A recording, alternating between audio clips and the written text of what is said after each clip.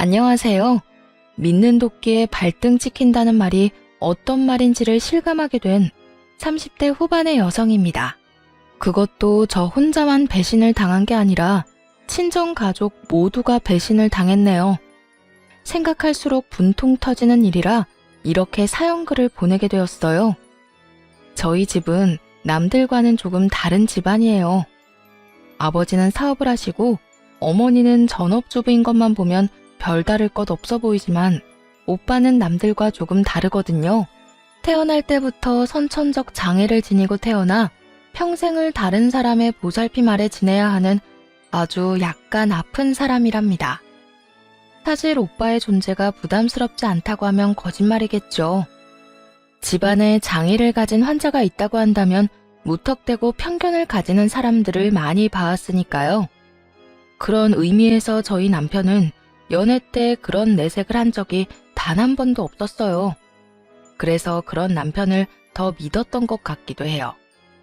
그리고 그 믿음이 배신당했을 때 더 분노했던 것 같기도 하고요. 남편과는 아르바이트를 하며 만나게 됐어요. 당시 남편은 20대 후반의 젊은 청년으로 정규직에 취직하기 전 저희 아버지가 운영하는 청소업체에서 아르바이트를 하고 있었죠. 그리고 그때 저도 바쁜 아버지와 부족한 인력을 보충하기 위해 가끔씩 일을 하러 가곤 했어요. 아버지는 열심히 일하는 남편의 모습에 요즘 저런 착실한 젊은 사람이 어디 있느냐며 많이 아껴주셨어요. 남편은 저희 아버지에게 무척 고마워했고 그 인연을 계기로 남편과 가까운 사이가 되었죠. 남편이 청소업체를 나가고 정규직에 취직해서도 저희의 만남은 이어졌어요. 그렇게 결혼한 후에도 아버지는 남편과 시댁을 종종 챙겨주셨고요. 하루는 친정 식구들과의 식사 자리에서 남편이 굉장히 답답한 표정으로 곤란해했던 적이 있었어요. 당신 무슨 일 있어? 오늘따라 왜 이렇게 답답한 표정이야? 그게 아버지가 은퇴하시고 음식점을 차리려고 하시는데 돈이 많이 모자라서 신경이 쓰이네. 내가 도와줄 수 있으면 좋겠지만 나도 모아놓은 돈이 많이 없어서. 그렇지 않아도 그 이야기를 들은 적이 있었어요. 시부가 은퇴를 하고 퇴직 자금으로 음식점을 운영하려고 하셨더라고요. 처음 시작하는 단계에서는 작게 하는 게 좋았을 텐데 시부는 무조건 큰 매장, 그것도 번화가 쪽에 위치한 곳을 선택했다 보니 돈이 생각했던 것보다 더 많이 필요한 모양이더라고요. 그 때문에 남편이 그렇게 초조했던 거고요. 친정아버지는 남편의 그런 이야기를 듣고 있다가 한마디 하셨어요. 정서방, 그래서 얼마 정도가 더 필요하다는데? 한 5천만 원 정도는 필요한 것 같더라고요. 그런데 지금 당장 구할 수 있는 곳이 없어서 대출까지 해야 하나 생각하고 있는 중입니다. 확실히 5천만 원이면 큰 돈이었어요. 그렇다고 제가 해줄 수 있는 돈도 아니니 그냥 듣고만 있었죠. 그런데 갑자기 저희 아버지가 그러더군요. 많이 힘들면 내가 빌려줄까? 금액이 커서 그냥 빌려줄 수는 없고 차용증 쓰고 기한 명시해서 갚는 걸로 어떤가? 솔직히 크게 놀랐어요. 아무리 장인과 사위관계라고 하더라도 5천만 원이나 되는 큰 돈을 그렇게 한 번에 빌려줄 거라고는 생각도 못했거든요. 사실 저희 집을 마련할 때도 아버지가 많이 도와주셨는데 시댁 사정까지 생각해서 돈을 빌려준다니 남편 입장에서 보면 감사한 일이었죠. 남편은 감동을 받았는지 아버지에게 장인어른 감사합니다 하며 몇 번을 고개를 숙였는지 몰라요. 이런 일이 있을 정도로 남편과 저희 아버지의 사이는 돈독했어요. 그리고 저 역시 남편과 돈독한 사이를 유지하고 있었죠. 그렇게 결혼 후 7년간 딸 하나 아들 하나를 낳으며 행복한 시간을 보내고 있었는데 하루는 아버지가 무거운 목소리로 전화를 하셨어요. 아버지, 목소리가 많이 안 좋아요. 어디 안 좋은 곳이라도 있으세요? 내가 오늘 병원에 갔다 오는 길인데 몸이 많이 안 좋다더구나. 이대로 청소업체를 운영하는 건 무리가 있을 것 같아서 이번에 정리하기로 했다. 아버지가 평생 일군 회사인데 아예 폐업하시게요? 그건 아니고 예전부터 이쪽 사업하고 싶어 하던 친구가 있었는데 그 친구한테 좋은 가격에 넘기기로 했다. 이제 그 돈으로 부동산이나 투자해서 평생 임대 수익으로 먹고 살아야지. 참 아까운 일이었죠. 아버지가 얼마나 그 청소업체를 알뜰살뜰 운영해왔는지 잘 알거든요. 그렇지만 몸이 아픈 아버지가 계속 그 일을 할 수도 없으니 오히려 잘 됐다고 생각했어요. 부동산 임대 수입이라면 크게 무리가 가는 것도 아닐 테고 말이죠. 그래서 아버지의 새 출발을 축하해드렸고 이 일에 관해서는 정말 감쪽같이 잊고 지냈어요. 남편이 물어볼 때까지 말이죠. 여보, 장인어른 청소업체 정리했다는 거 사실이야? 맞아. 우리 아빠 청소업체 다 정리했어. 몸이 많이 안 좋으셔서. 그렇게 이야기하자 남편이 뭔가 혼자서 중얼거리더군요. 그럼 그게 사실이었구나. 응? 뭐가? 아니야, 아무것도. 남편이 그런 말을 했을 때도 그냥 담담해 보여서 저도 별 생각 없이 지나갔어요.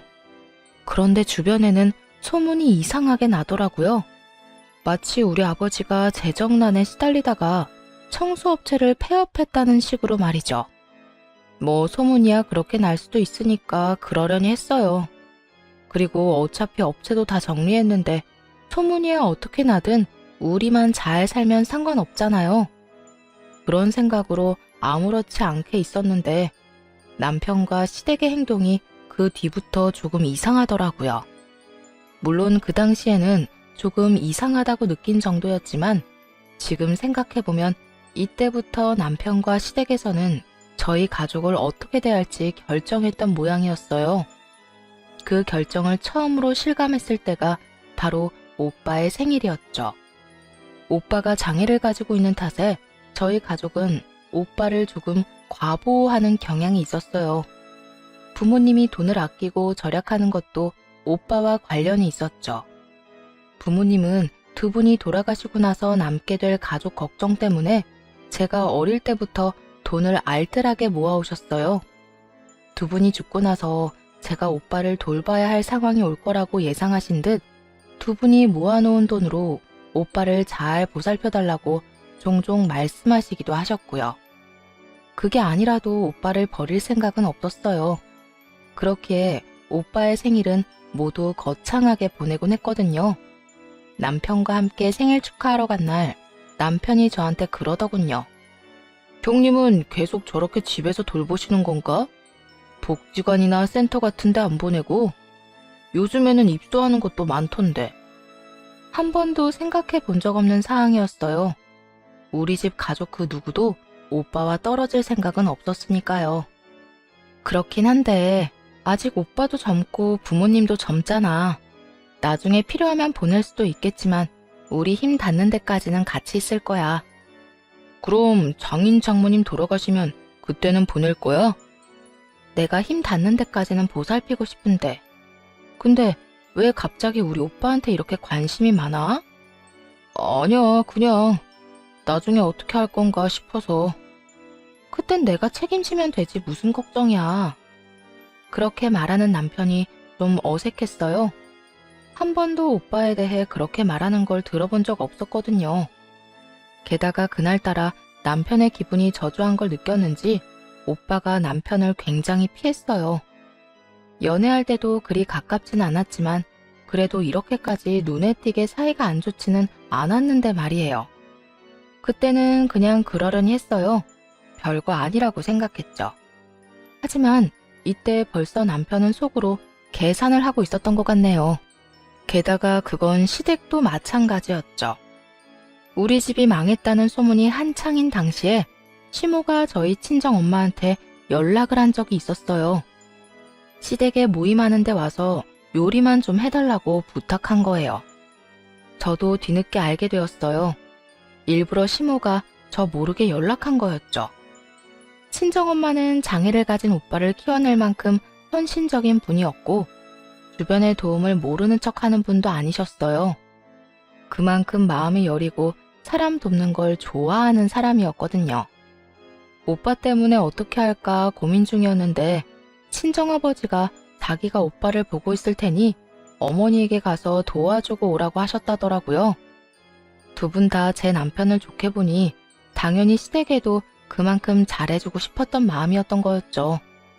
그렇게 친정어머니가 시댁에 도와주러 가기로 했고 당일에 아버지가 저에게 말씀해 주셨어요. 듣자마자 살짝 걱정이 되더라고요.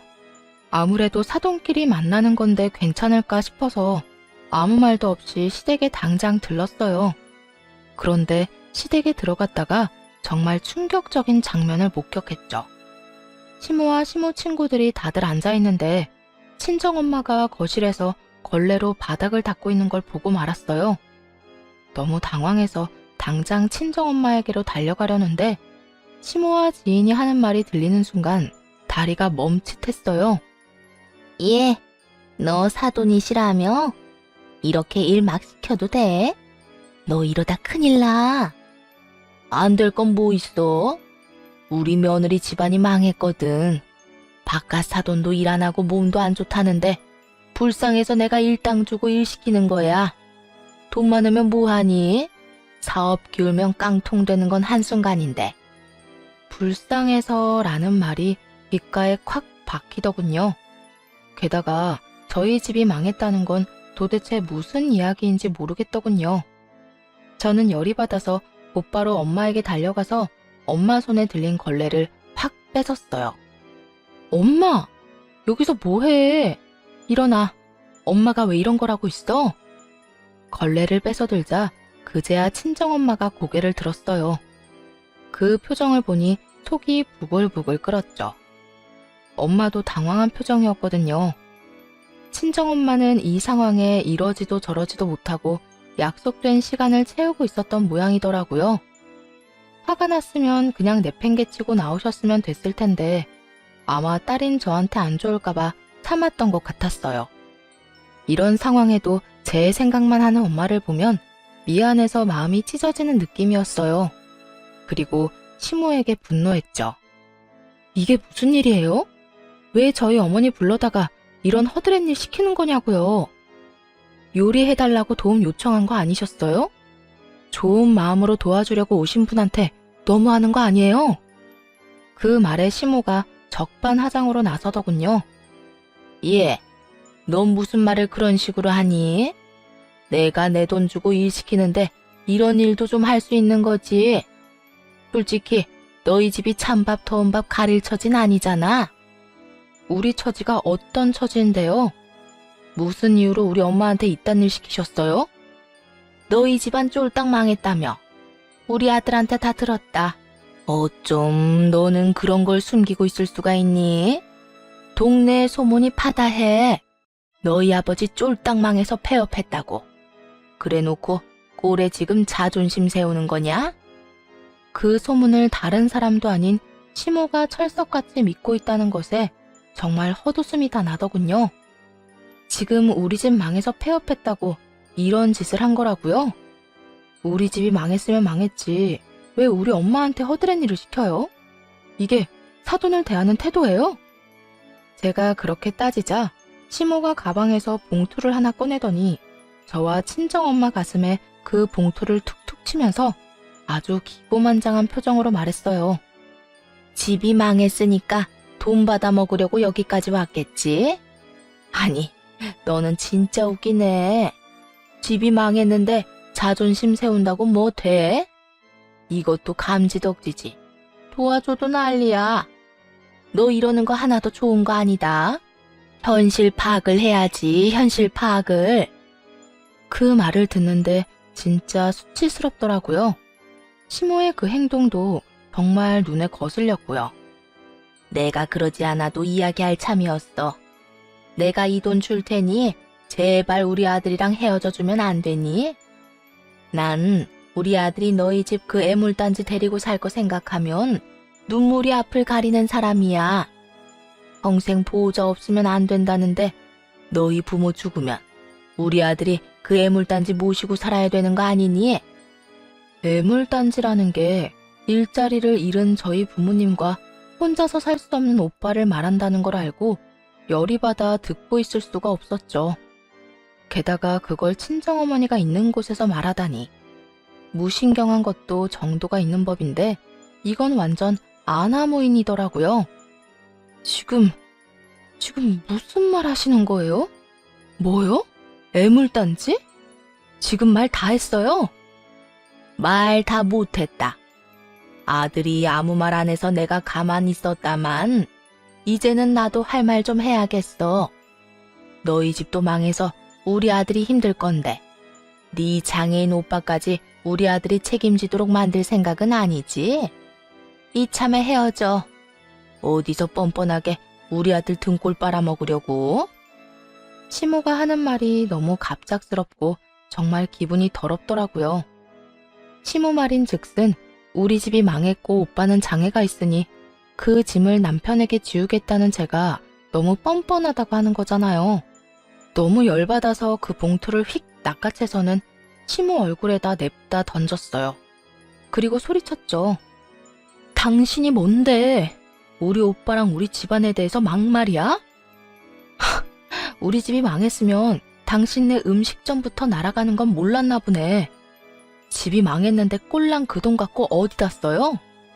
지금 당장 당신 남편 가게 차릴 때 우리 아버지가 빌려준 돈 5천만 원이나 갚아요.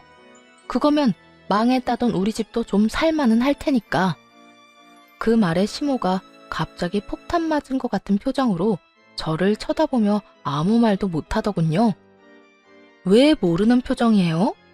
처가 망했다고 말해줬던 아들이 그 이야기는 안 하던가요? 자기가 빌려준 돈 5천만 원이 저희 아버지 돈이라고?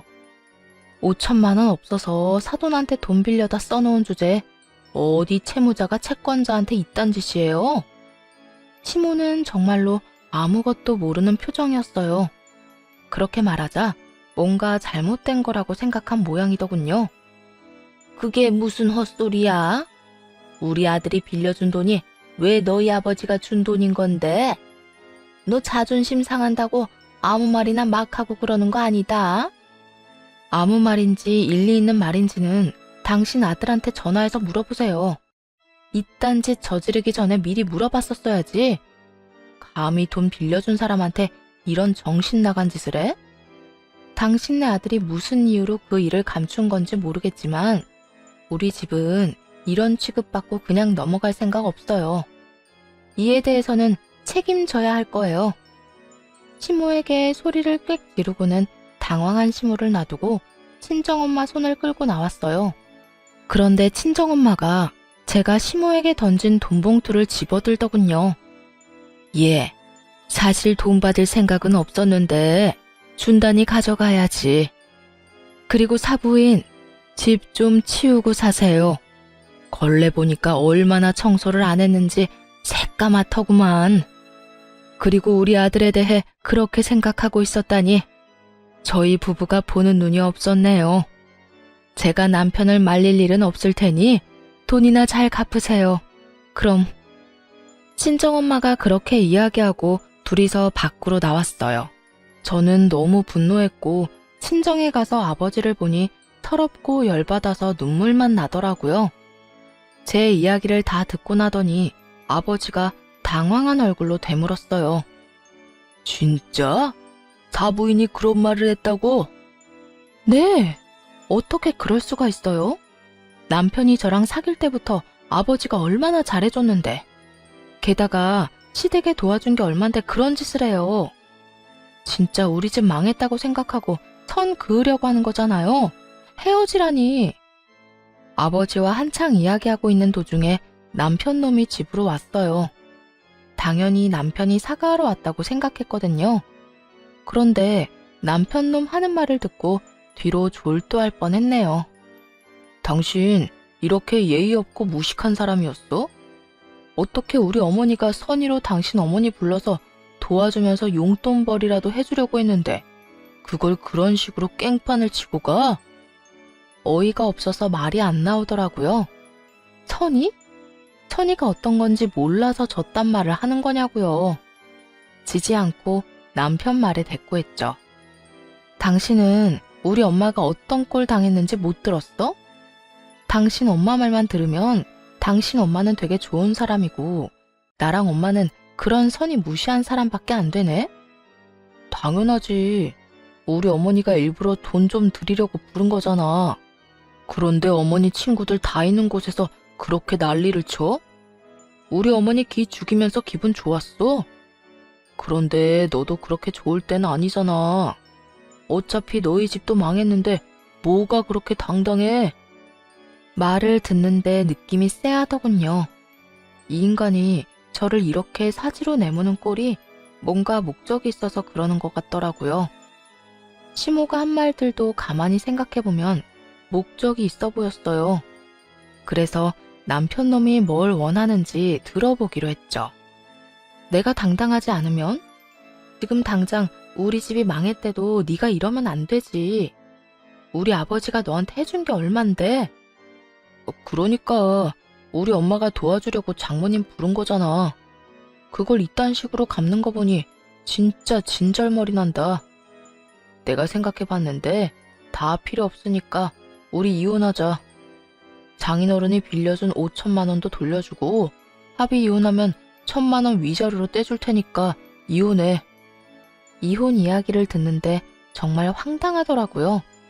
이게 진짜 제가 알던 남편인가 싶었죠. 너 그거 진심으로 하는 말이야? 이혼? 네가 지금 이혼을 하자는 거야? 게다가 너희 엄마가 우리 엄마한테 이따위로 굴었는데 합의?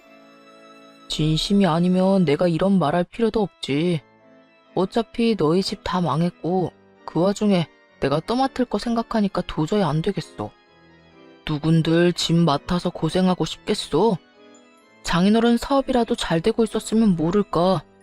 다 망한 판국에 내가 뭐하러 이 결혼을 유지해야 해? 그 이야기를 듣는데 정말 하늘이 노래지더군요. 미친 소리를 아무렇지 않게 짓거리는 남편놈을 보며 그야말로 충격을 받을 대로 받았죠. 그럼 그동안 나랑 살았던 이유가 우리 아버지 돈 때문이었어? 너 지금 그런 의도로 말한 거 맞지? 그리고 우리 가족이 왜 짐이야? 누가 너더러 책임지라고 했어? 내가 떠넘겼냐고. 돈이라도 있으니까 너랑 만난 거지. 아니면 누가 너 데려가? 길거리 지나다니는 아무나 붙잡고 물어봐. 처갓집 어른들 다 돌아가시면 당신네 그 장애 형님은 당신이 어차피 돌봐야 할 거 아니야. 장애인 돌보는데 돈은 한두 푼 들어? 그리고 책임은 진짜 오만정이 다 떨어지더군요.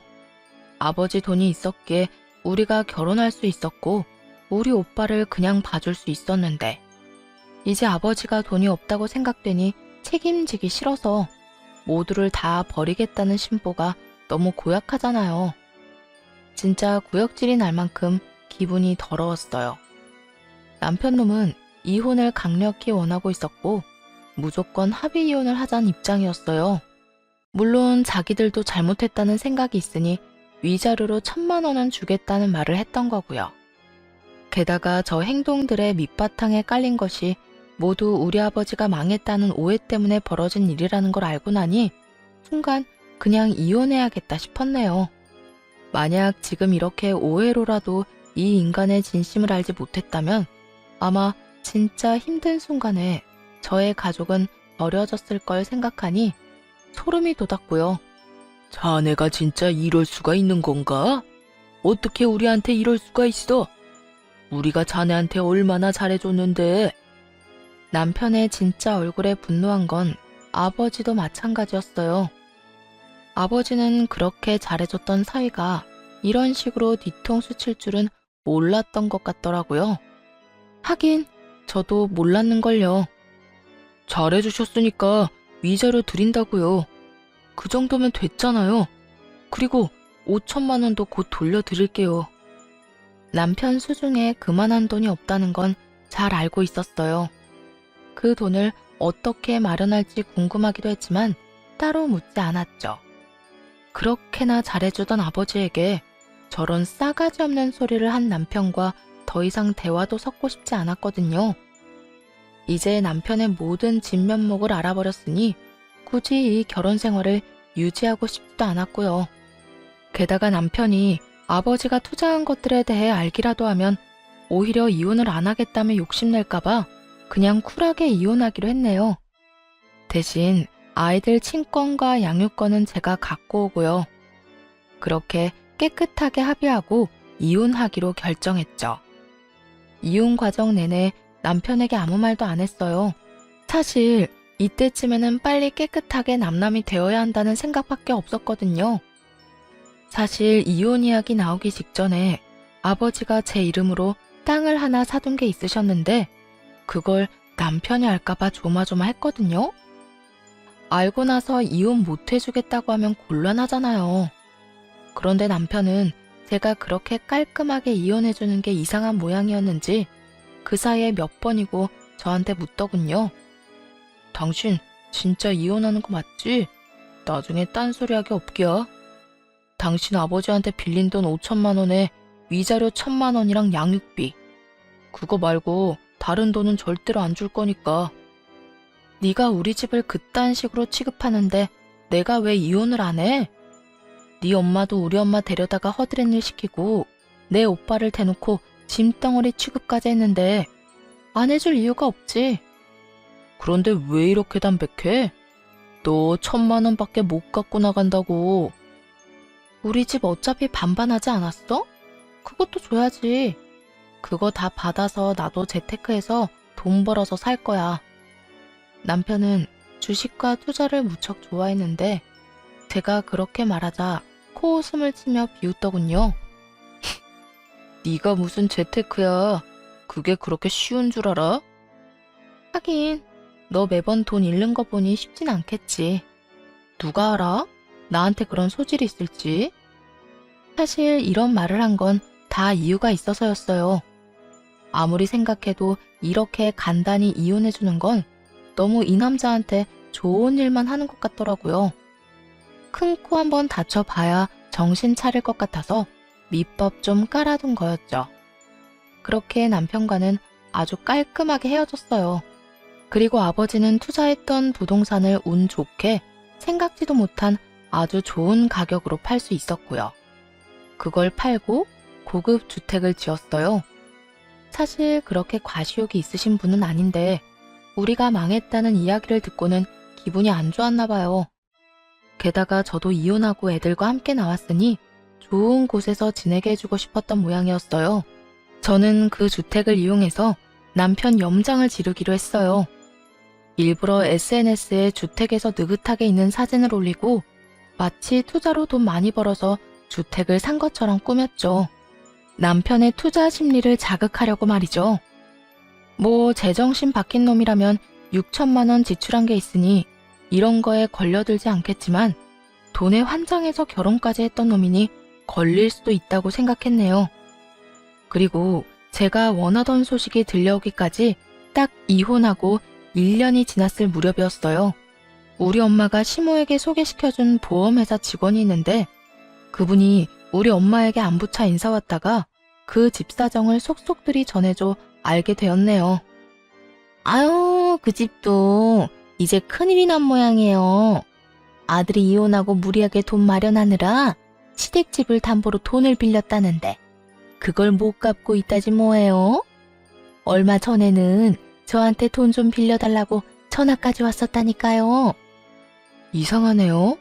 우리 딸이랑 이혼하면서 당시에 마련했던 집 팔고 반은 남았을 텐데 그건 다 어디로 갔지? 아, 그것도 참 웃기긴 한데 그 집 아들이 몇 달 전부터 돈독이 올라서 주식한다고 그 돈을 다 넣었나 봐요. 그런데 그 주식이 망했다나 뭐라나. 제 생각대로 전 남편은 가지고 있던 돈을 모두 주식에 털어넣은 모양이더라고요. 이제 그거 메워줄 가족도 없는데 어쩌려고 그랬는지. 딱해서 웃음이 다 나더군요. 결혼했을 때는 저와 제 아버지 눈치를 보느라 주식 투자도 제대로 못한 모양인데 이혼하고 원 없이 탈탈 털어넣었나 보더라고요. 어쩐지 최근에 양육비가 점점 늦어지더라고요. 그런데 주식에 그 돈을 다 털어넣다니 돈독이 올라도 아주 심하게 올랐네요. 그것 때문에 그쪽 부모님도 곤란한가 봐. 집은 담보로 대출 걸려 있는 데다가 가게는 안 돼서 조만간 폐업을 하려는 것 같던데. 아들이 하도 집안에 있는 돈을 갖다 쓰니까 이제는 더 이상 막을 수도 없는 것 같고. 하긴 처가 망했다는 소문 듣고 처자식도 버리는 인간인데 자기 부모라고 등골 빼먹는 짓 못하겠어요? 전 남편이 점점 망하고 있다는 이야기를 듣고 있으니 어찌나 기분이 좋던죠. 그 보험회사 직원분께 한마디 했어요. 아, 혹시 그쪽에서 돈 필요하다고 연락 오면 좋은 알바 자리 있다고 알려줘요. 가사 도우미인데 일당은 많이 쳐준다고 말이죠. 우리 집인 건 비밀로 하고요. 자존심 상할 수도 있으니까요. 친정엄마가 시모에게 당한 수모를 여전히 기억하고 있었고 솔직히 그대로 돌려주고 싶었어요. 그래서 혹시 또 돈을 빌려달라는 연락이 오면 그 대신 일자리를 소개시켜준다고 말하고 우리 집으로 올 수 있게끔 했죠. 그리고 며칠이 지나지 않아 시모가 우리 집인지도 모르고 가사 도우미로 일하러 오게 됐죠. 저는 일부러 저희 고모에게 이 집 주인인 것처럼 해달라고 부탁했고 고모는 흔쾌히 부탁을 들어줬어요. 그리고 2층에서 그 인간이 들어오는 것부터 저희 집을 보고 놀라는 것까지 다 보고 있었어요. 고모는 시모에게 빨래와 청소, 요리까지 알뜰살뜰 시킬 수 있는 일은 다 시켰어요. 그리고 마지막은 화장실 청소였죠. 사실 저희 어머니가 워낙 청소에 진심이라 치울 것도 별로 없었지만 그건 기분의 문제잖아요. 그렇게 시모가 한창 화장실 청소를 하는데 친정엄마와 제가 1층 화장실로 내려왔죠. 시모는 쪼그려 앉아서 열심히 화장실 청소를 하더군요. 아주머니, 더 꼼꼼하게 청소해주세요. 시모가 휙 돌아보고 저와 어머니를 보고는 화들짝 놀라 바닥에 엉덩방아를 찍고서 소리를 지르더라고요. 네가 왜 여기 있어? 무슨 말인지 모르겠네요. 여기 저희 집인데요? 여기에 가사 도우미로 일하러 오신 건 아주머니잖아요. 안 그래요? 여기가 너희 집이라고? 너희 집은 망했잖아. 아, 너 어디 돈 많은 남자라도 잡았어? 남자 꼬시는 재주는 알아줘야 한다니까. 그렇게 우리 아들도 꼬셔서 결혼해놓고는 이혼하고 너희들끼리 잘 산다 이거지? 이 집 사람들도 알아? 너희 집이 망했고 짐덩이 같은 너희 오빠도 있다는 거? 아주머니, 말 조심하세요. 재혼은 무슨? 여기 우리 아버지가 산 집이거든요. 애초에 우리 아버지 망하지도 않았는데 무슨 말이에요?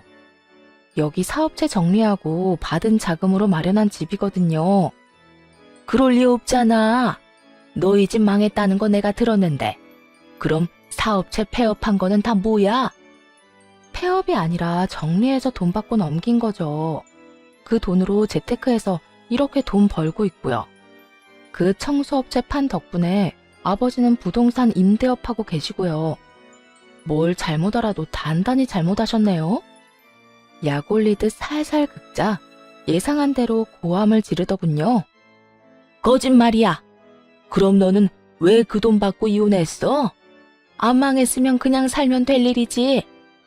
장난쳐요? 지금 그냥 살라는 말이 나와요? 저희 엄마 아빠 오빠까지 모욕한 시댁에서?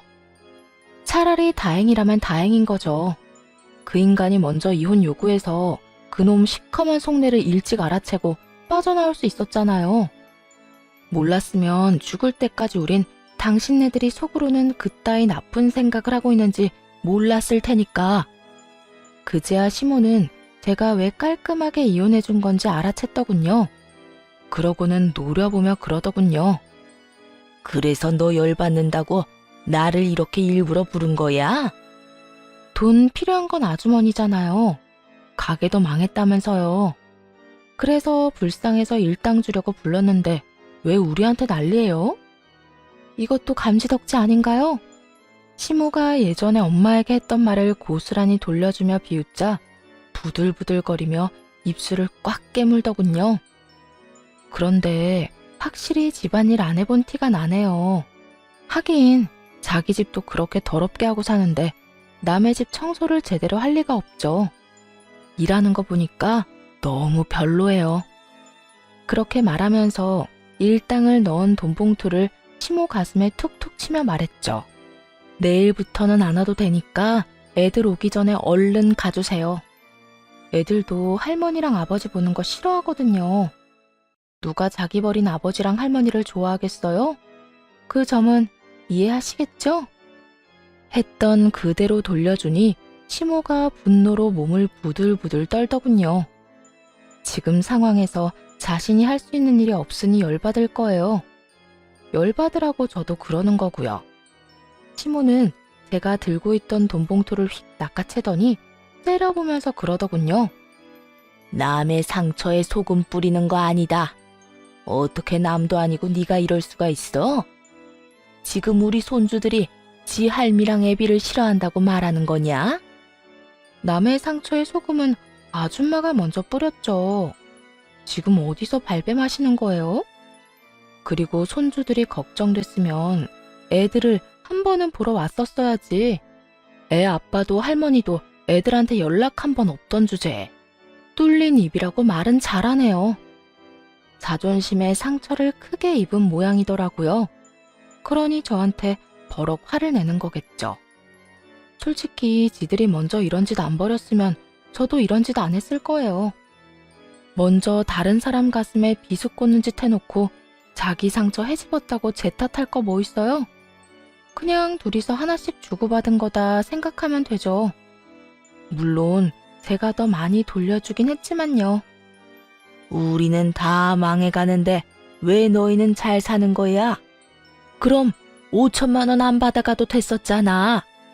그거 주고 나서 우리는 그때부터 망하기 시작했는데 돈이 이렇게 많으면 위자료도 줄 필요 없었어. 그 5천만 원도 당신네들한테는 아까우니까 사실 위자료 1,000만 원도 우리가 당신네 아들한테 해준 거에 비하면 정말 세 발의 피만큼도 안 되는 돈이거든요. 은혜를 입고도 남 뒤통수 칠 생각만 하니까 자기 뒤통수 쳐맞는 거예요. 아시겠어요? 그렇게 말하자 시모는 더 이상 저와 대화를 나누지 않고 밖으로 나가버리더군요. 그걸 보는데 속이 다 시원하더라고요. 친정엄마가 받은 모욕감에 비하면 얼마 되지는 않지만 그래도 똑같이 되돌려줬으니 그것만으로도 다행이라고 생각해요. 그리고 가면서 그런 생각 한 번쯤 했겠죠? 이혼을 괜히 시켰다고 말이에요. 그 인간들이 죽도록 후회하도록 만드는 게 제 목표였거든요.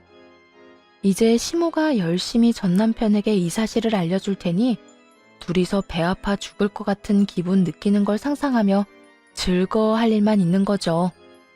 하지만 전 남편은 제 예상을 벗어나 저희 집에 찾아왔더군요. 우리 애들을 보겠다는 명분으로 말이죠.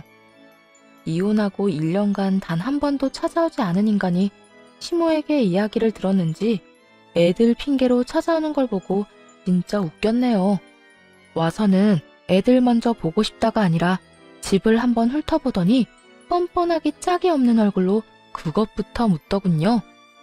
당신네 집 망한 거 아니었어? 그 물음에 전 남편의 생각을 모조리 읽을 수 있었어요. 눈에 그득한 돈 욕심을 보며 그랬죠. 우리 집 망한 적 없는데? 내 입으로 망했다고 한 거 들은 적 있어? 그건 없는데. 그럼 내가 망했다고 했을 때 아니라고 한 번쯤 이야기해 줄 법도 했잖아. 그런데 왜 한 번도 이야기 안 했어? 그 이야기를 내가 왜 해줘야 하는데? 넌 이미 우리 아버지 망해서 폐업했다는 거 철석같이 믿고 있었잖아. 너 혼자 믿고 너 혼자 결론 내리고 너 혼자 이혼 요구한 거 잊었어? 그럼 그게 진짜 다 헛소문이었다고? 진짜 이 집이 당신네 아버지 집이라는 거야? 그래. 아버지가 사업체 정리한 건 건강 때문이었고 정리하고 넘길 때도 충분히 제가 받아서 넘겼어.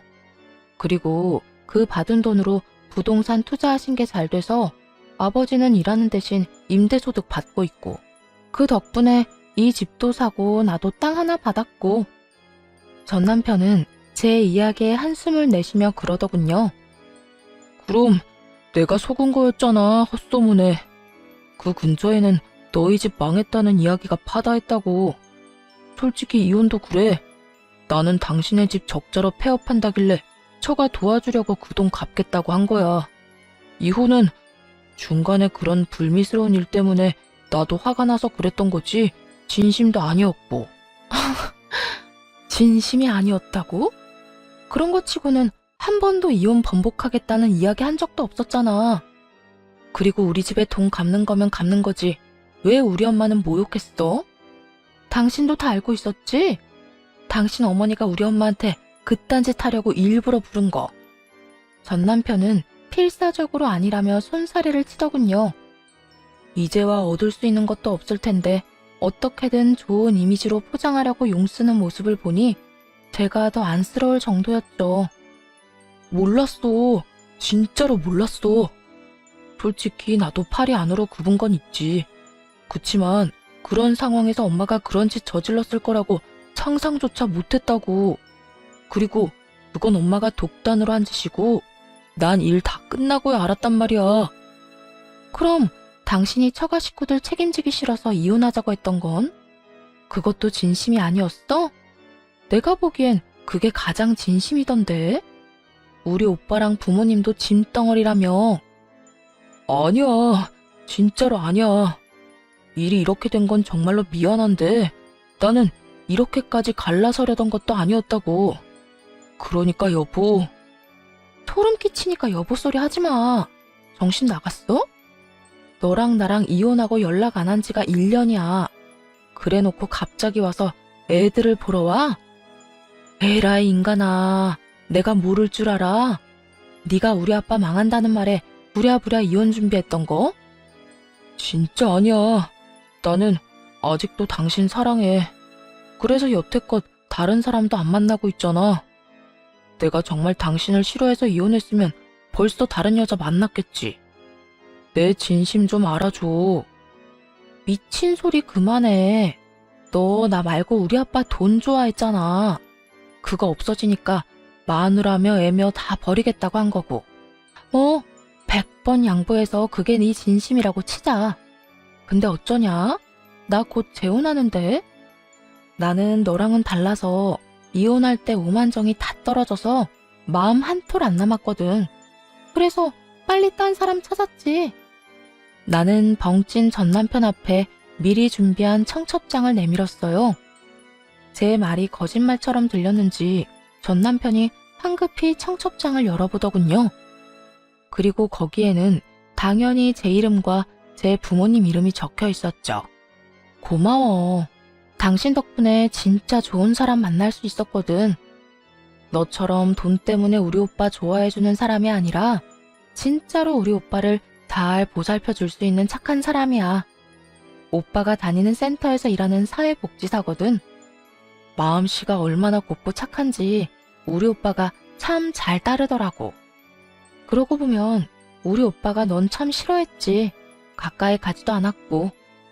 전 남편이 제가 있을 때만 오빠에게 잘하는 줄도 몰랐고 이혼하고 나서야 그게 다 기만이고 위선이란 걸 알았을 때는 진짜 하늘이 무너지는 기분이었거든요.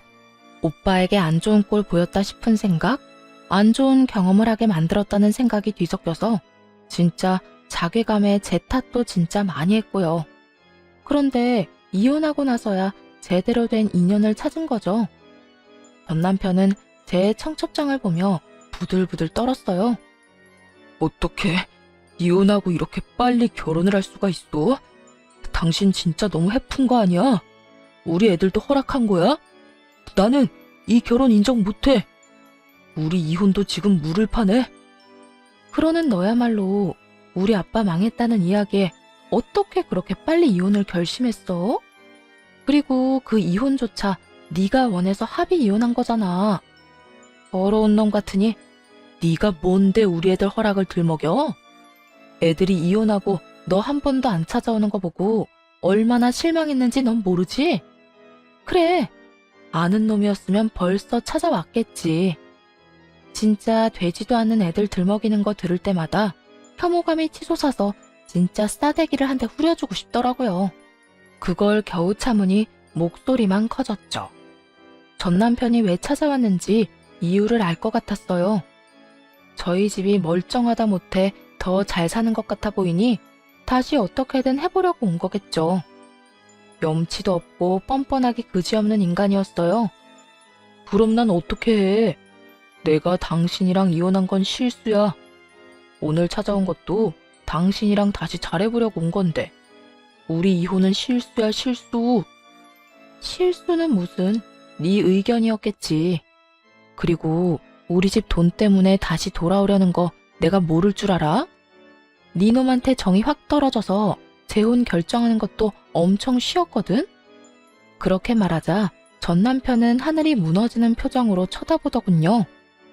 돈 없어서 힘들다는 이야기는 소문으로 들었는데 이렇게 전처한테 찾아와서 비루하게 구걸할 정도로 안 좋은 건지는 몰랐네.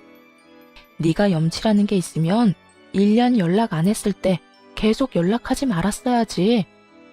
신랄한 말투에 전 남편이 저를 노려보더군요. 노려본들 하나도 안 무서웠어요. 제가 정말 무서운 건 저 인간이랑 이혼 안 하고 여태껏 함께 살고 있었을지 모르는 미래였으니까요.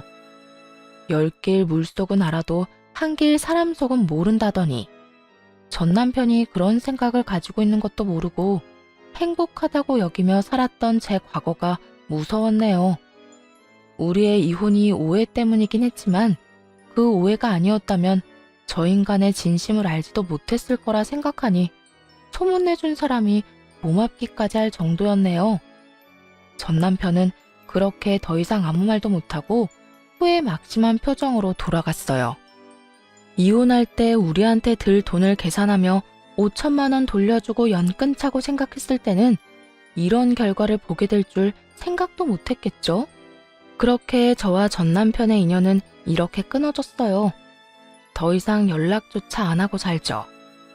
애들 때문에 딱 한 번 찾아와 놓고 제가 재혼한다는 소식에 더 이상 애들을 찾지도 않더군요. 저는 무사히 재혼을 했네요. 전 남편과는 다르게 너무 착하고 소탈한 사람이라 애들도 우리 오빠도 참 좋아하고요. 우리 부모님도 마음에 들어하니 너무 좋더라고요. 솔직히 이렇게 일찍 재혼하게 된 것도 전 남편에 대한 배신감이 너무 커서 그런 거였죠. 제 첫 번째 결혼에 대해 이야기 들은 모든 사람들은 이혼을 잘했다며 칭찬할 정도고요. 전 시댁은 사람을 돈으로 봤기 때문에 거짓 소문 하나에 휘둘려 많은 걸 잃게 됐죠. 투자 좋아하던 전 남편도 결국 돈도 잃고 가족까지 잃었잖아요. 저희뿐만 아니라 자기 부모님에게도 버림받았다는 이야기가 들리는 걸 보며 그 아들의 그 부모라는 생각이 들었어요. 쓸모없어지면 버리는 게 딱 똑같잖아요. 하지만 가족이라는 게 쓸모없다고 버릴 수 있는 건 아니잖아요. 보듬고 함께 걸어가야 할 존재죠. 글을 쓰다 보니 길어졌군요. 저도 여러분도 앞으로는 힘든 일 없는 꽃길만 걸었으면 좋겠어요. 긴 이야기 들어주셔서 감사합니다.